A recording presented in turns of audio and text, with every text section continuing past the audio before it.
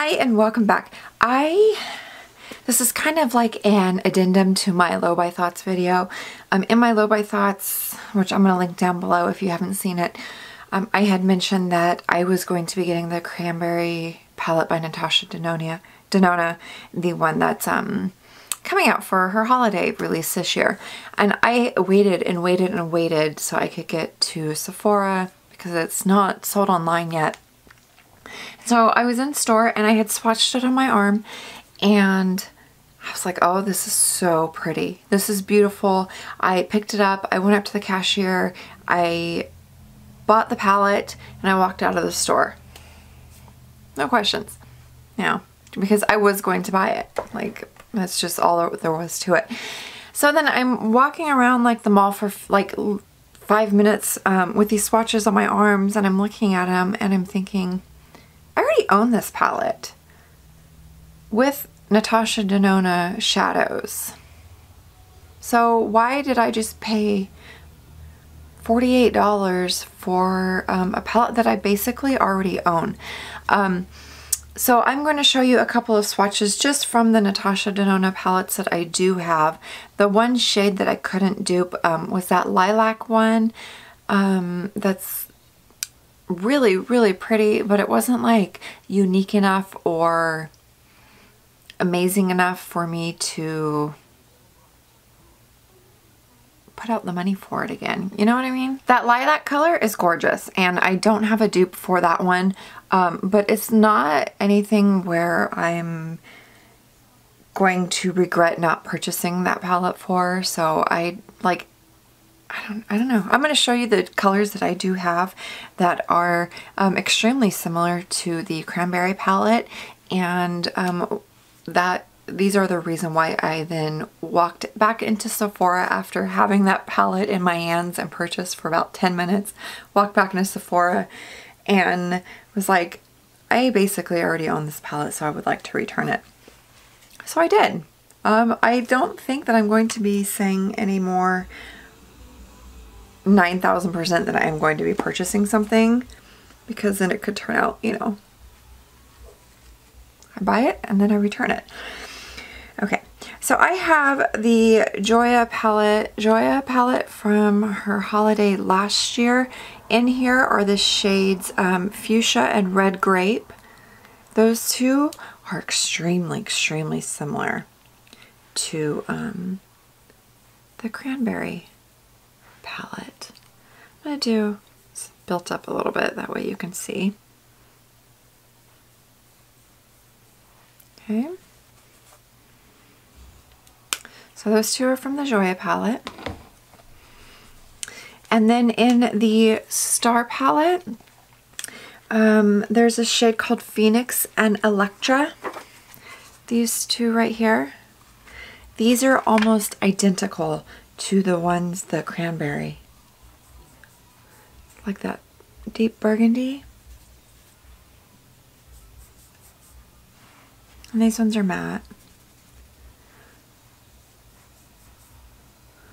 This one doesn't swatch very good at all. There we go.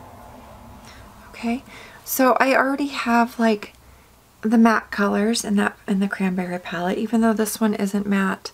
It's still like within the same shade range. And then there's actually like the exact same color or re-release in the new Cranberry palette, and that is this one in the Aries palette. It's 140 CP Nude, and this is the exact same color that was in the Cranberry palette. It's just a really shimmery, like nude or champagne color. And then there was the color that's got like a peachy pink or peach or pink orange shift. And when I had swatched it on my arm in store, I realized that it's extremely close to Cyclone in the Lila palette. The only difference was that the color in the Cranberry palette is glittery. So when I got home from the mall and our excursion, I realized and remembered that I have this Dazzle shadow by MAC called Let's Roll, and it's basically Cyclone in Dazzle Shadow form, but Dazzle Shadows have more glitter. So once I put Let's Roll on top of Cyclone, it's like identical to what was in the Cranberry palette. Like identical. I could not believe it. Okay, so I have nude. I have the 2 matte shades in there, and then I have the peach pink one. Okay, so I found an image of these swatches. Don't trust everything that you see on Trend Mood's Instagram page. These swatches are so intensely built up. I mean, this is that nude one, 140 CP nude, and that's what it actually looks like. So, and that's exactly how it's swatched in store with the Cranberry palette. Do not trust swatches on popular like makeup pages. Look for swatches from like real people, the ones particularly that are not crazy built up, because that's just insane. I get really irritated with like these super high pigment like swatches. So it's not how it is. Anyways, so there's the one that's like the mixture of Cyclone and Let's Roll, and then these two, oops, sorry, they are not that dark in person. This one is more of like a burgundy, and this one's like a cranberry type color. So you can see that I have those. And then this one is really, really more of like a pale lilac pink.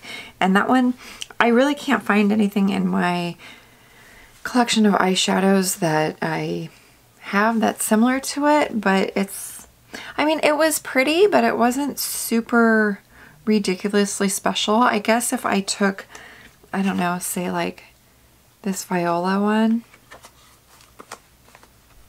Okay, let's try it out. Take Viola. I'm gonna look like I'm all bruised all over my arms. And let's take Nude from the Aries palette and put it on top. That's basically what it looked like. I mean, it really wasn't truly mind-blowing special where I felt the need that I needed the entire palette just for that shade. So those are the reasons why I chose to return the Cranberry palette. I was kind of sad about it though, because I was sad that she'd put a re-release of Nude in that palette.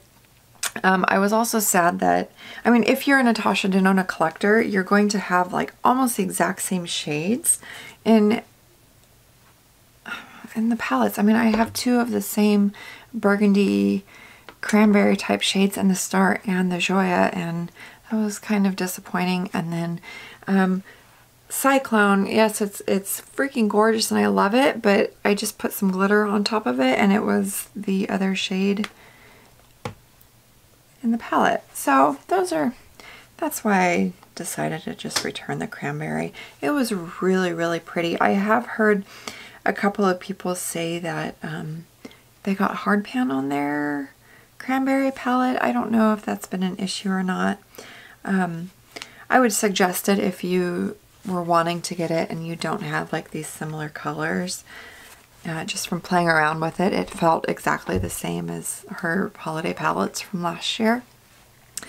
But it was also a good lesson learned. I texted Emily and Elle, and Emily said, well, maybe now you'll get over your FOMO of not having all of the Natasha palettes. And I was like, you know what, I don't think that I have FOMO of missing out on her palettes, because I'm pretty real with myself and what I like, don't like, or what I need and don't need in regards to new eyeshadow palettes. But I look forward to the holiday releases from Natasha Denona, and I was kind of bummed that it really wasn't that special. So I think that was more disappointing to me than anything. Yeah, anyways, hope that was kind of interesting. But so far I've still been doing pretty good on the rest of my low buy. I did get some ColourPop eyeliners they brought back. They're really pretty colors. So I picked up Boots, Piggy Bank, and then I ordered Puppy as well. But whenever I got my box, there was no Puppy like in the actual box. So I was really bummed about that. Puppy is my all-time favorite orange eyeliner. If you've been watching me for any amount of time, like a while ago, then you will know that. So maybe that was like a, well, maybe you shouldn't have ordered those, but these really are my favorite eyeliners. I've now repurchased Piggy Bank, Puppy, and I wanted to try Boots because it was pink. I never bought this one for some reason. So, yeah. All right, thank you so much for watching. I hope that you have a wonderful rest of your day, and if anything, just remember to try and dupe what you already have in your stash and save yourself some money. Lesson learned. All right, have a wonderful rest of your day, and I will see you in the next one. Bye.